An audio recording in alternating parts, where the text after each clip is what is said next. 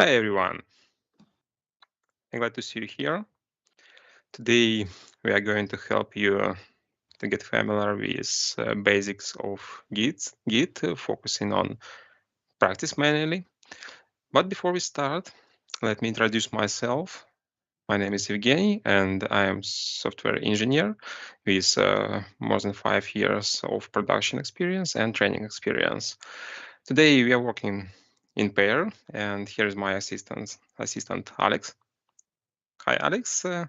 If you have something to share about you, please go ahead. Hello guys, my name is Alex and I work at EPAM Systems for more than 2 years. And today we are here with Evgeny to show how Git works in practice. So Evgeny, go ahead please. So let's get started. First of all, why Git? As you know, probably not, Git is a widely used distributed version control system. And according to open source statistics, about 93% of developers use Git as an everyday tool for version controlling. And we should say that the way to Git was long and complex because just imagine a situation and a developer's routine 20 or 30 years ago when someone stored his code in different folders or probably zip archives. Somebody stored his code in centralized version control systems like SVN or Subversion, being tightly coupled and bound to a central server. And moreover, any kind of branching strategies and approaches were slow and heavy. And in 2005, the history of Git began. Initially, it was a supplementary tool and utility for Linux kernel development, but in a short time, it has started its own way and won hearts of millions of developers. And it was not an accident because Git, as you know, has really cool features. And main features of Git is his distributed model, high performance, integration with main operating systems, scripting opportunities, and of course branching. And branching is a really killer feature of Git, which makes it easy and fast and furious. But okay, let's stop just talking and go showing you something. First of all, as you know, Git works with two types of repositories, local and remote. For our needs, today we will use GitLab, but don't consider it as a single or the only one remote repository hosting. You can use such solutions as GitHub, Bitbucket, and so on and so forth, depending on your needs. So let's go to GitLab and create our first repository. It's quite easy. You should just pick a new project and create blank one. For today needs, let's call it Git demo. And here you can see its URL, and we will choose private mode just to work with Alex in pair, not considering anyone from internet. If you want to share your code, you can use public repository, but today we will work just with private. And we will include README file. It's a usual file that is widely used in repositories. Now we're creating project. At its main page. And before we start coding and versioning our code, we need to add my assistant Alex as a member. You can do it easily by inviting someone. Now it's Alexei the boy. That's me. Here's his account. And his role will be maintainer. Maintainer is a person who can not only read and write, but administrate the repository. So let's invite Alexei. And after loading the page, you can see me and Alex in a list of contributors to this repository. Okay, for now, everything is done regarding our first steps. You can see the description of our Git, and we can go to our local machine and write some code. For everyday use, I use IntelliJ IDEA. You can use anything you prefer. And let's create Java project. Let's call it Git demo once again. And I will use Maven archetype. I hope you have already get familiar with Maven. If not, it's not a big deal. Just follow these steps. I will choose archetype quick start to create a simple Java project and now create. Let's give the idea some seconds to create and build this project. And I will switch to presentation mode for better displaying. There is our repository. Okay. The structure of the project is quite simple. We see POM XML and SRC, which stores our code. But before we start coding, we need to initialize our local repository. For this need, we call terminal and write git init command. As you see, following the logs, we have already initialized it, and using your favorite file manager, to my mind, it's Total Commander. You can use anything else. You will find a hidden Git folder, which contains all files that are required for our Git versioning activities. Git follows content-oriented file system. It means that all the content of Git is stored as a simple files, and if you need something, you can simply find it here. And Git follows hash sum, SHA-1 sum, and all objects are identified by this control sum. Okay, the repository is done, and we can go coding. Before adding some code to our repository, I propose to create gitignore file. Gitignore.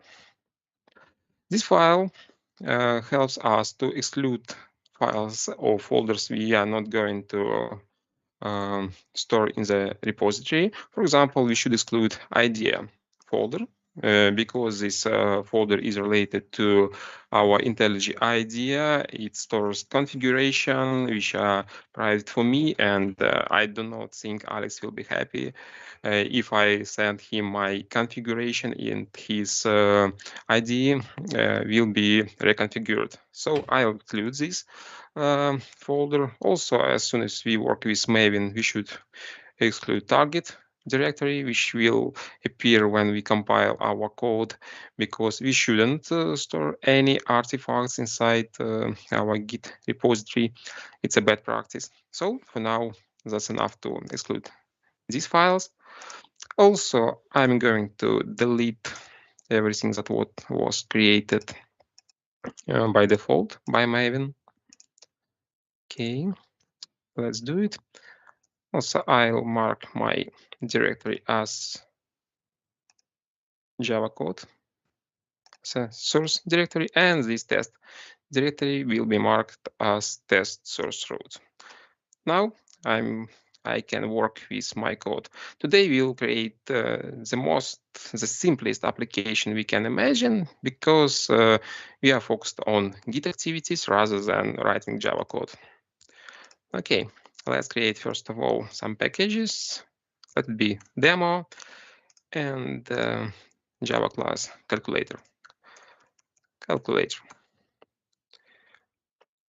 As you see, IntelliJ IDEA proposes me to add these files directly to Git versioning. Why not? Let's add this file here. And now we need to create some tests. We will follow test-driven development. That means that we will create test cases first, and then based on our test cases, we will create an implementation. And by our roles, I will create test cases and Alex will help me with implementation. To do this activity, I'm going to connect some dependency to my Maven project. For this needs, I go to Maven repository and I'll grab JUnit 5, which is Jupyter. Okay, the latest version of this library is here. I copy it to my POM XML in dependency section. Also, I'm going to get assert.j as a very useful, assert.j as a very useful library to write assertions.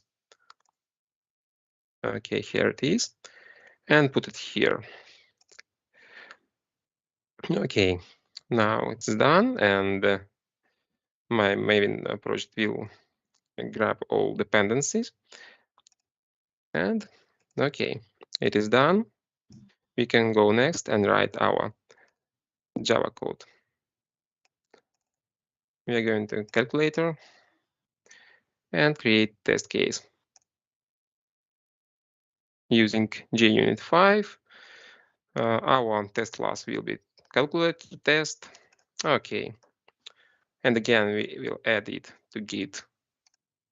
Git will follow our code. And some assertions. I propose you to import static libraries for assertions. So to do it, I will copy static imports here. And now I'll write some code. First of all, I should create a test instance. It will be private calculator, which is initialized with our class. Here it is, and several test cases. First of all, I'm going to check if my instance is created correctly. For this needs, I'll create test calculator creation. And I assert that calculator is not null. Okay. I see my Maven didn't grab anything.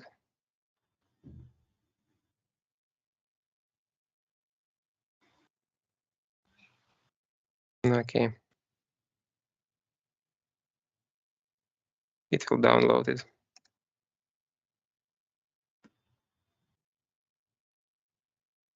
Okay, let's go next. And to make this method a test case, I need to use test annotation.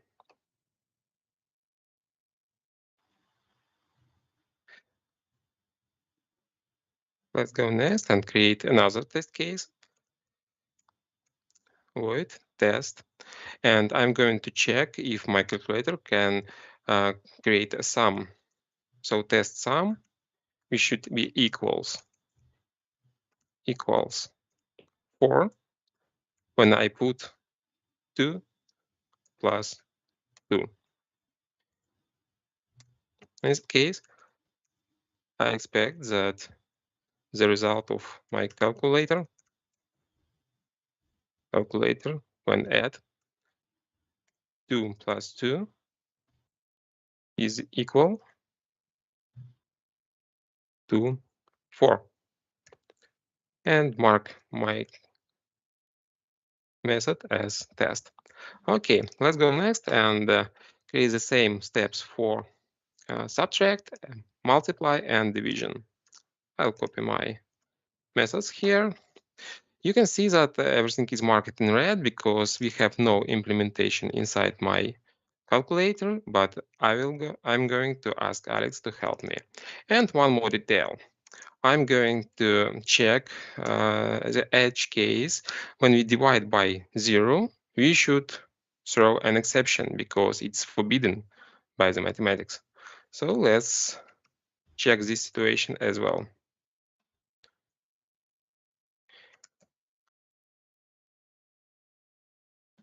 Right. The divide throws illegal argument exception when 10 divided by 0. And now I assert that thrown a kind of exception. So when I call calculator and divide 10 by 0, I'll get an instance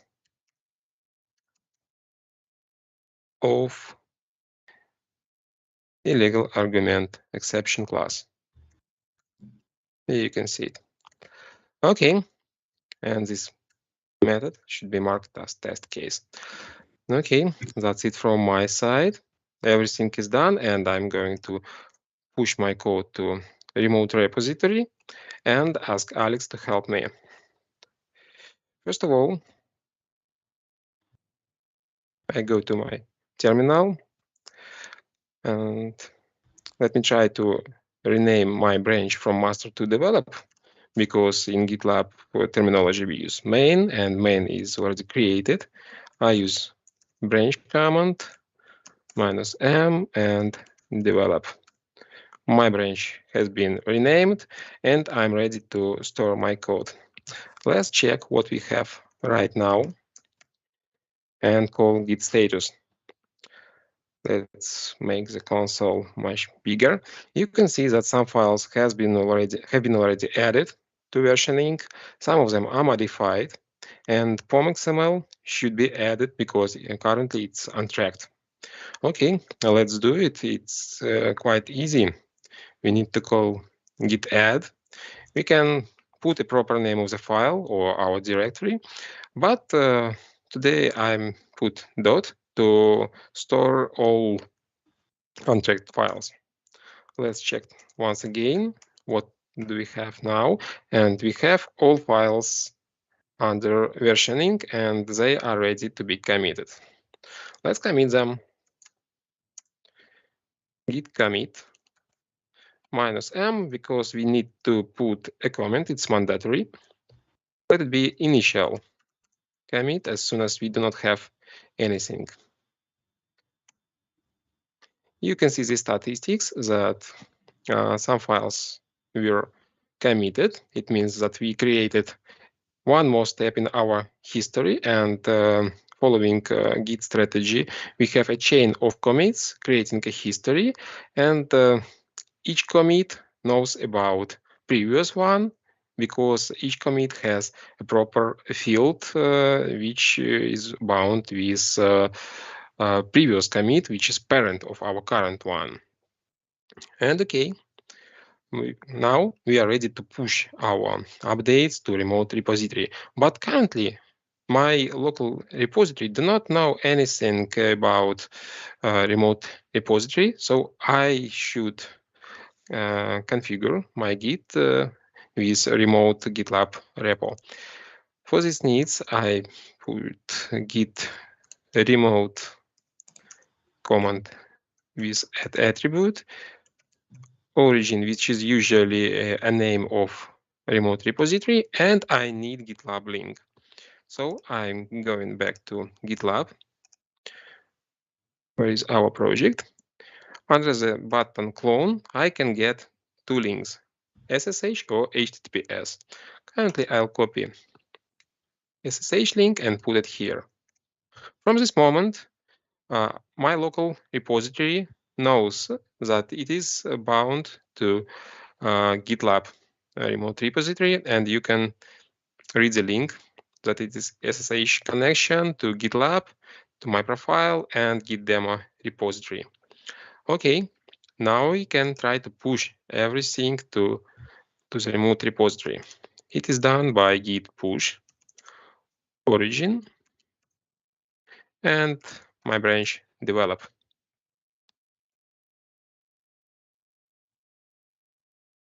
As you see, some files were moved to to the remote repository, and a new branch is created there.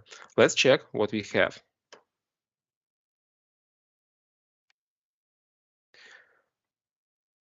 Now we can see in a list of branches that I have developed and my code there. Okay. Let's create another branch.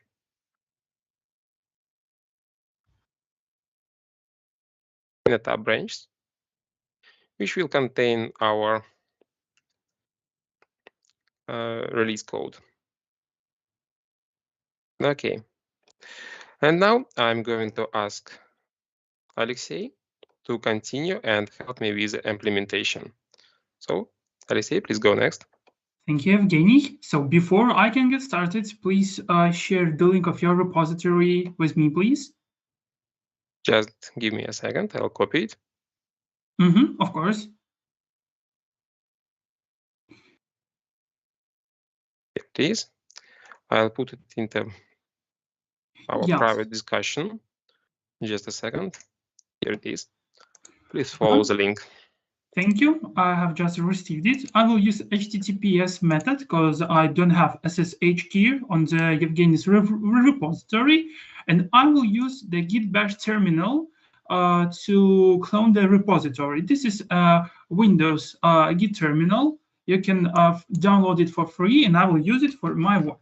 So I will write git clone command to clone the remote repository on my computer, and then I will paste the link that Evgeny shared with me. So let's wait a while it's cloning that. And yes, I received the whole repository. It just appeared on my second monitor.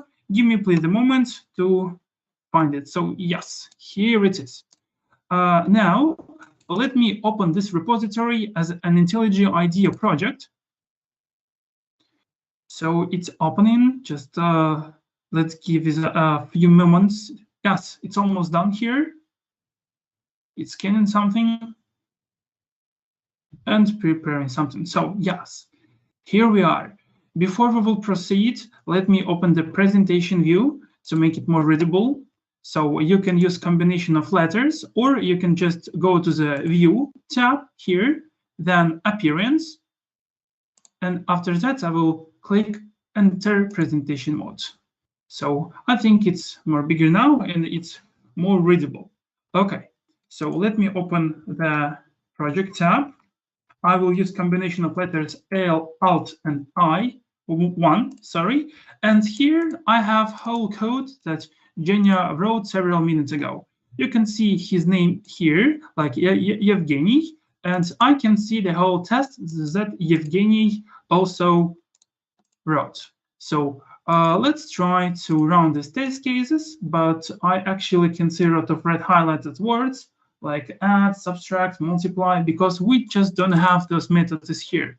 And we need to first run them and implement them. So let me see, maybe we just don't have some files here. Oh, that's actually fine. Okay, I will implement all methods here. So as we can see in the test, we need to multiply, add function, subtract function, multiply function, and divide function. So let's do that. It won't be hard. I will start with add function. So this function will be public and will return the integer value, and it will receive two parameters, a and b, both integers. And it will return just the summarizing of these two numbers, a plus b. So pretty simple, I think. Now let's do that for subtract as well. It will receive two parameters, a and b, as usual. And it will return in the subtraction b from a, like that, I minus b. Now let's do the same for multiplication method. I will write multiply. It will receive two parameters as well, a and b, and it will return the multiplication results of a multiplied by b. So it will be like that. And the last method I'm going to implement will be the division method. So it will return the integer value, and it will receive two parameters as well, A and B. But one more thing, here in the test, we can see that we cannot divide by 0. Actually, this is logical, it is a math rule, and we need to throw an exception if we will divide by 0. So firstly, we need to check whether our b variable will be 0. So if our b is equal to that, no way about it won't go and divide by 0. So through illegal argument exception, and for example, I will write like, you cannot divide by 0. That's a rule. Okay. And if everything is okay, we will return the division sign, like A divide by B. So I just wrote the code here, and I'm ready to pass it to remote repository, so Evgeny will be able to check it. So I will open my terminal. You can do that here, or you can use UI stuff like this, commit, push, or updating the project. So I will use the UI here to show you that you can use this tool as well. So this is similar as a git add command that Evgeny showed you before. And here we need to type a message. So I will write something like that. Implement all methods in calculator class. And I'm going to push all my changes. So yeah, everything is ready to be pushed.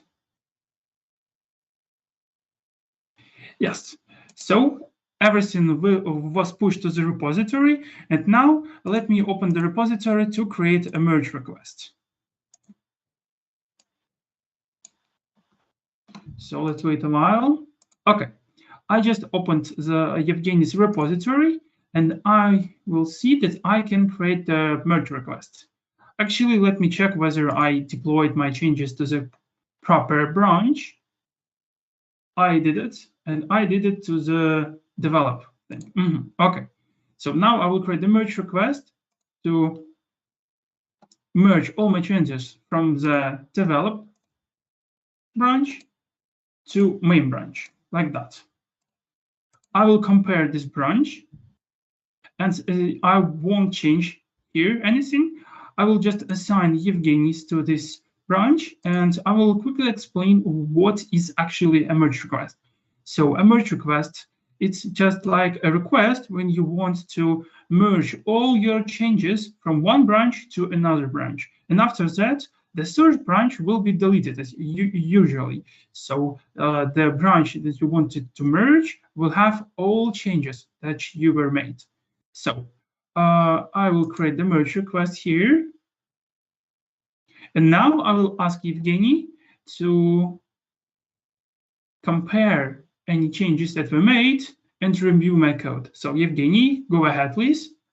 Thank you, Alex, for your updates. And let me check what we have now.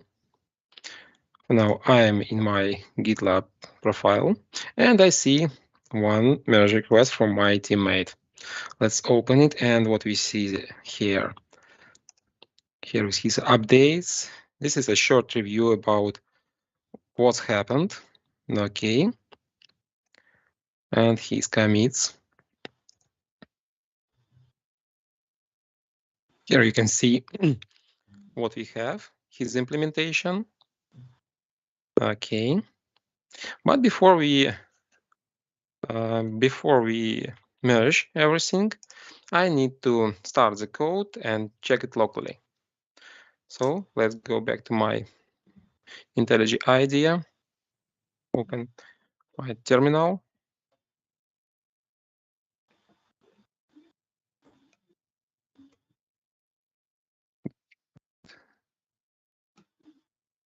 Okay, and I'm trying to pull all the changes from the remote repository to my local machine. For this needs, I put git pull origin and my branch develop.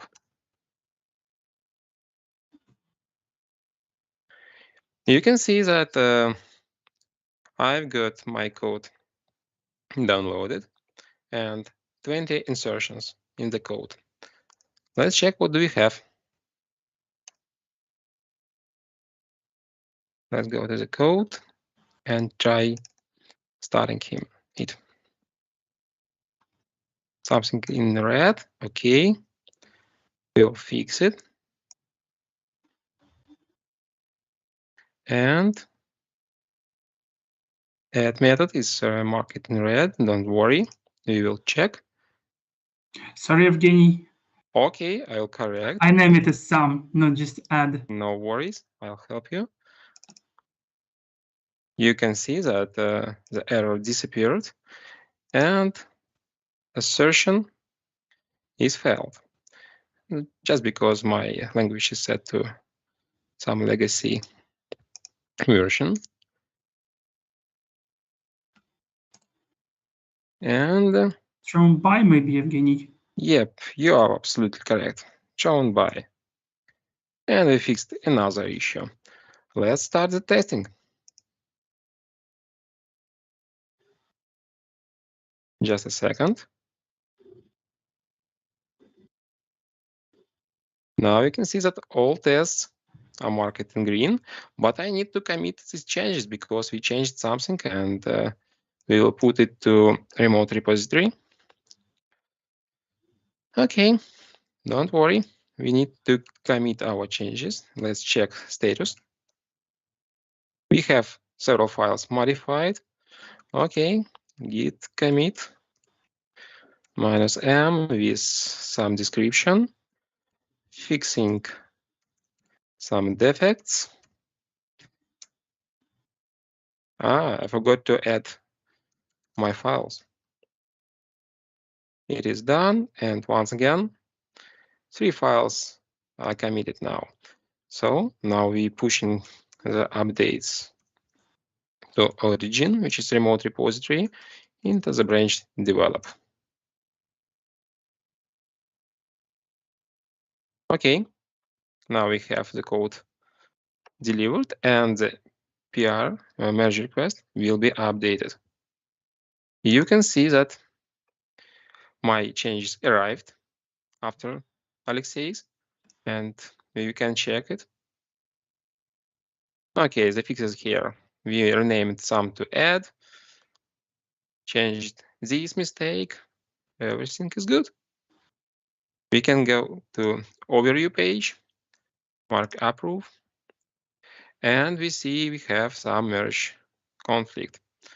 Okay, to resolve it, we should go local or resolve it with help of some tools. Okay, what can we do?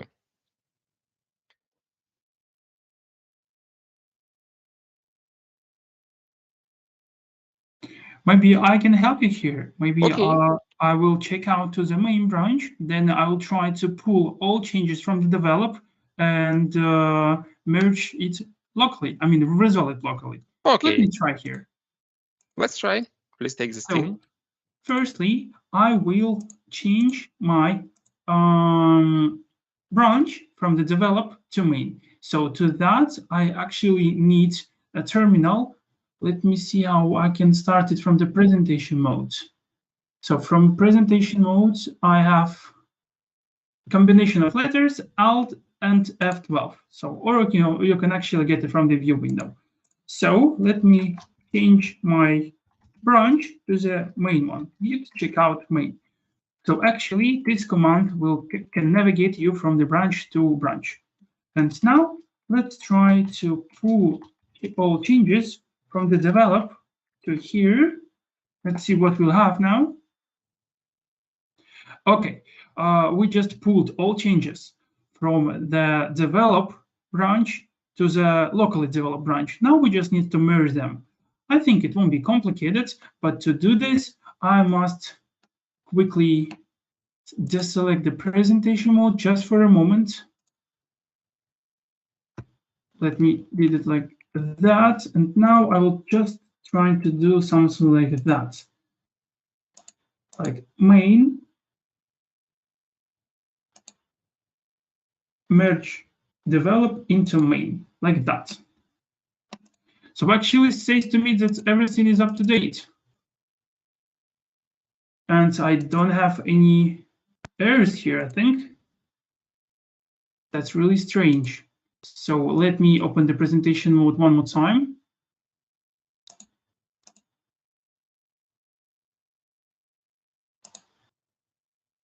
Actually, let's see which file is triggering the merge conflict.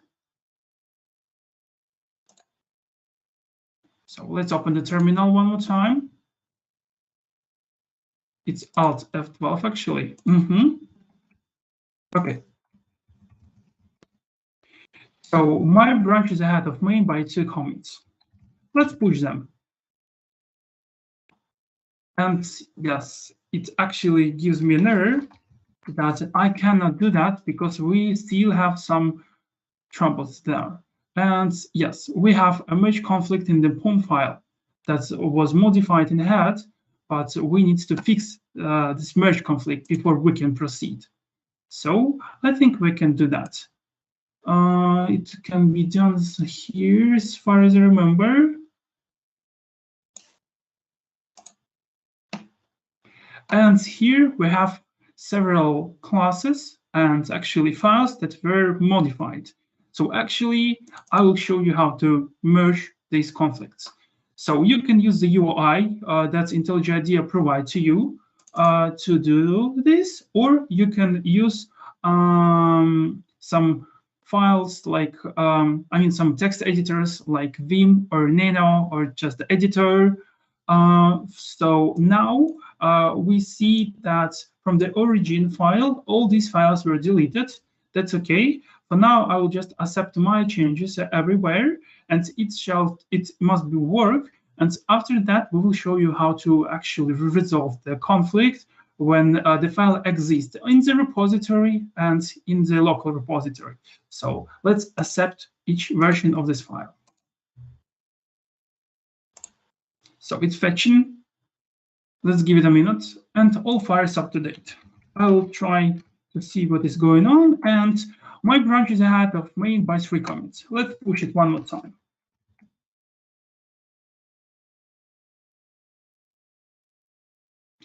And I think it just worked. Evgeny, could you please verify that the merge conflict is not bothering us anymore? Okay, let's see what we have now. You can see that we have 3 commits after delivering the updates from Alexei, and you can see that everything is merged in the main branch. So the work almost done, and let me check what we have locally. We can go to our remote repository.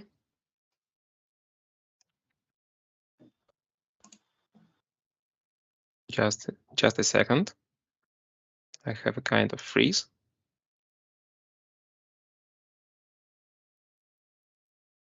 Okay, that's fine. I need to pull to check out to my main branch. Already in main, and get all updates.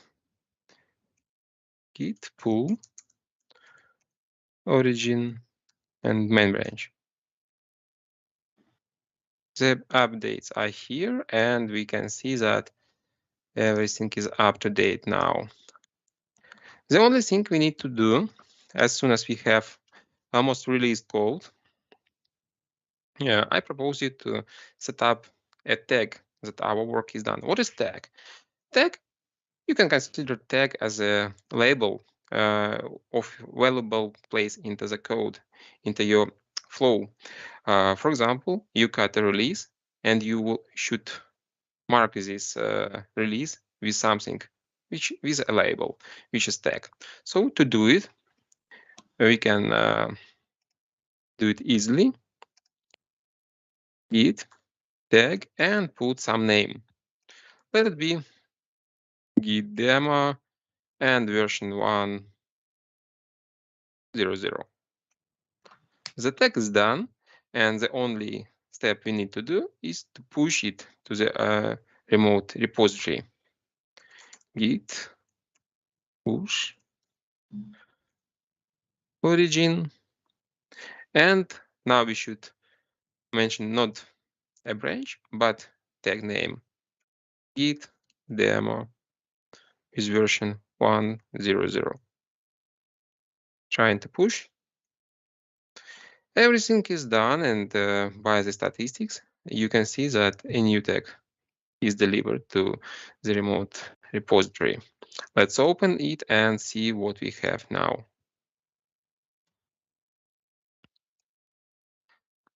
Please look, in the list of branches, you see not only branches, but tags arrived. The first tag we added is git demo 1.0.0. We can open it, and in front of our eyes, we can see the code which is related to this tag.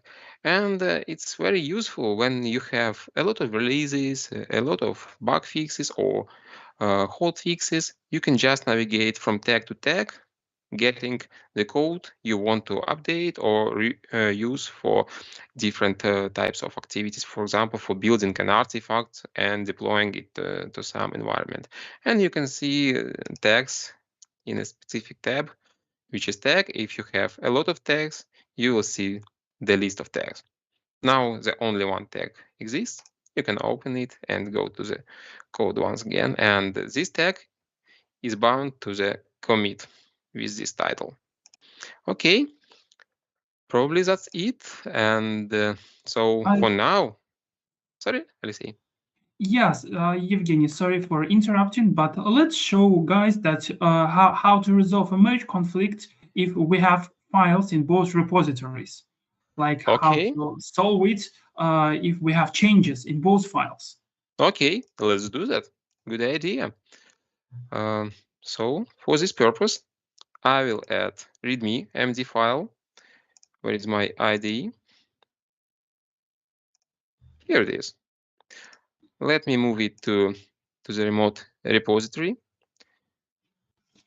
We do not see it here now. Ah, sorry. He's just there. So please, Alex, put your name into this README file, and I'll put my name, and we will see what we have. Yes, let's do that. So I will put something into the README file, and I will try to push these changes to the remote repository. So I will write something like this: def Alexei Tiboy, hello world, something like that. And now I can try to commit it, but the only thing I need to do before that is to wait Zhenya while he's doing Just a second. Yes. So let me actually open the Git menu here. I will mark the README file as changed, and I will write the commit message as editing readme.md. Okay? Sure. I'm ready to push it. Let me check. You can see my updates have arrived. Okay. And you see the statement. Please do the same. Okay, and now I will try to commit my change instead of Evgeny's change. Let's try to do that.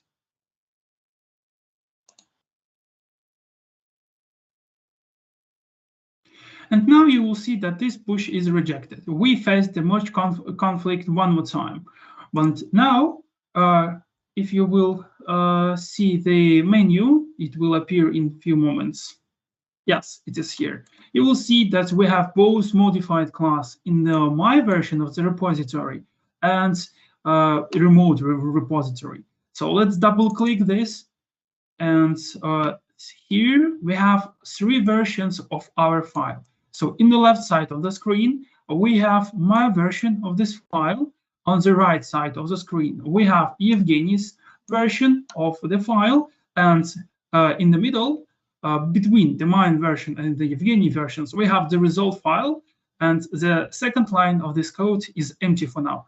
So merge conflict is actually triggers only per line, not per whole file. And this line is a problem for now. But don't worry, we will fix it real quick. So as I told you before, you can use any text editor you want, for example, Nano or Vim or something else. But here, with the UI that IntelliJ IDEA provides to us, we can resolve these conflicts easy and without any problems. So I need to change this file somehow. So I will have both versions of our editing, of our changes in the result file. So I can click these double lines to move Evgeny's changes to the result file like that. Now we can see Evgeny's change here. And after that, I will click on my changes here. And on the next line, we will have my lines of the code. And as you can see, this result file will contain both of our changes. So I can apply it.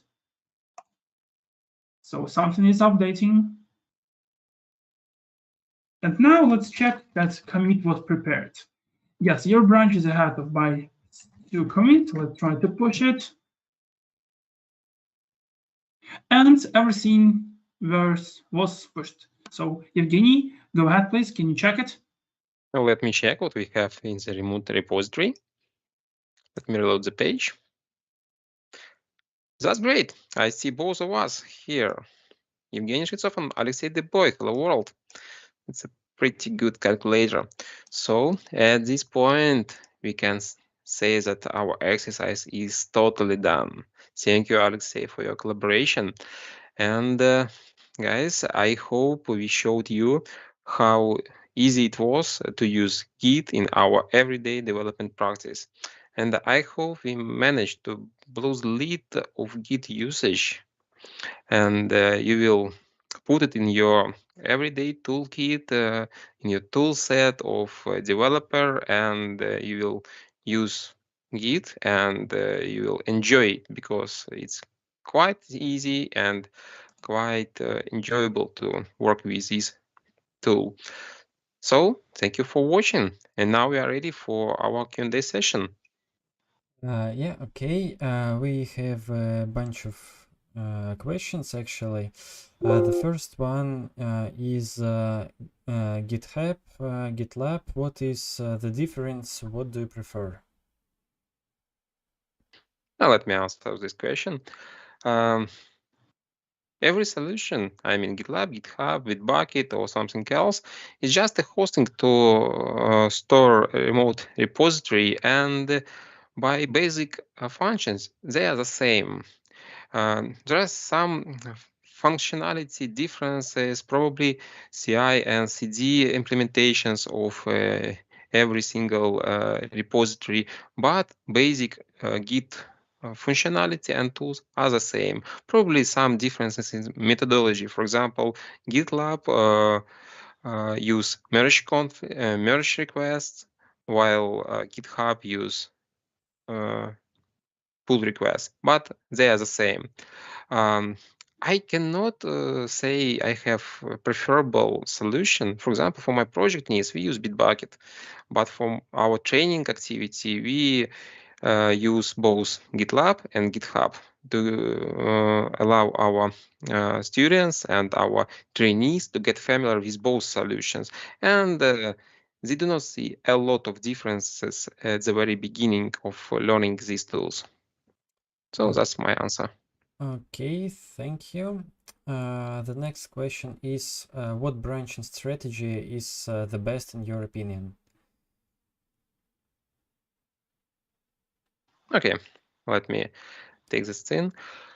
To my mind, it depends on a task, because we have several solutions how to plan our branching strategies. For example, widely used Git flow strategy. Sometimes it's considered to be a really old strategy, but you shouldn't use anything as a strict rule. You should define the best approach that can be applicable for your team and can be useful and helpful to solve tasks, because you should think that you use version control systems not just to use it, but to solve some practical tasks. And if you consider that, for example, integration manager workflow is the best for your application, for your project, you should do it. So in this way, somebody should be assigned as a manager who reviews all commits and merge it into the master branch, and the only one person can work with master. For example, if you work with some open source projects, some forking workflow will be applicable, because nobody can control what is done by every single developer, because in open source solutions you can have probably hundreds, thousands of developers who are going to contribute in this project. And the best approach is to fork your repository, not to create a branch. But in general, when we are talking about branching, we should keep in mind that we should have something like master or main branch, which will store always the code which is ready for deployment. And in every single time, you can go to master branch or main branch and take the code, create an artifact, and deploy. At the same time, different developer branches, as we showed today, will be used for storing some intermediate solutions and the code that is not ready for releasing. So it depends on the project you are working on. Okay, thank you. The next question is, what is the best conflict resolving strategy if you need to integrate recent changes from master branch to your development branch in the middle of your development, say by new requirements?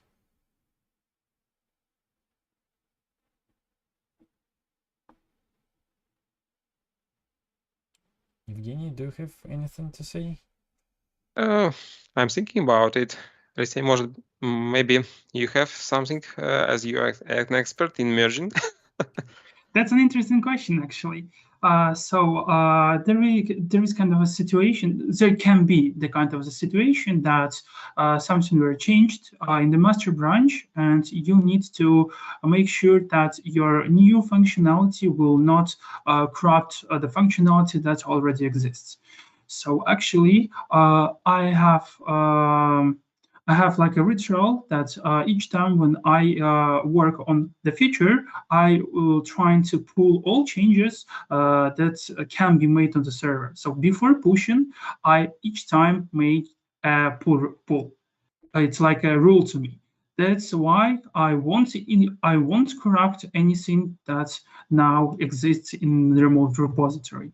So first pull, then push. But I'm not sure that it answers the question. It was about conflict resolving strategy. I haven't really heard these couple of words together. I think that Git manages to merge 90% of files itself, and other files you just have to see line by line which line is needed in the finalized version. So I don't think that there can be some formalized strategy applicable to all cases. Yes, I think that the main rule in this situation is just to make sure your functionality is working and the old functionality is working too. So that's the best strategy that you can use. I can add that sometimes a good decision will be to include all participants who contribute into the code and caused a conflict to discuss the solution and avoid any way to corrupt your code, because when you see a conflict and a tool in front of your eyes how to merge and resolve the conflict, sometimes you can create a defect in your code, because the code will become compilable, but will corrupt the functionality. So sometimes we need to include all developers who lead to this conflict and define a solution. Probably it will be a collaborative work. but it's a good decision to discuss. Every time when you have a conflict, doesn't matter, it's a conflict into your code, start from discussion. Great answer, thank you. We have 2 more questions. If you have any more, it's time to ask. And yeah, a little bit of advertisement. Please subscribe to our channel and like Light Talks that you liked. And also you can rate our Light Talks on the VR community if you registered to Light Talks there. So the next question is it a good practice for several developers to work with the same branch? If we are talking about parallel work, I do not prefer such approach because quite this approach leads to conflicts. Sometimes when we are onboarding new people, we take their branch to review the code, the solution, and contribute and modify something. By we work step by step. You made the code, I reviewed and added something, not simultaneously in parallel, because it's a way to conflict. So, in general, to my mind, it's not a good solution to work on into one branch at the same time. Yeah, okay, thank you. And the last question, which approach is better to use in work? Working on multiple branches or with forks? To my mind, the answer is in the task you're trying to solve. If you are working in a small team and you can manage this team, for example, a team of 5 developers, it's quite easy to work with branches, to review, to create and review pull requests or merge requests. But as I said 2 minutes ago, when you have an open source project or solution, and for example, 50 persons try to contribute, sometimes it is quite difficult to maintain a lot of branches with quite similar functionality. Sometimes a solution is to go forking rather than branching. But if you manage the team, you should work with branches. Yeah, so forking is mainly for open source projects, and I haven't really seen forking in my production development experience. It's quite rare situation because we are working on proprietary solution, cooperative development, and we are working in small teams. Yeah, okay, thank you guys for answering the questions. I don't see any more. So we'll be wrapping up today's Light Talk. Thanks again, guys, for the great presentation, and thanks all viewers for joining us today.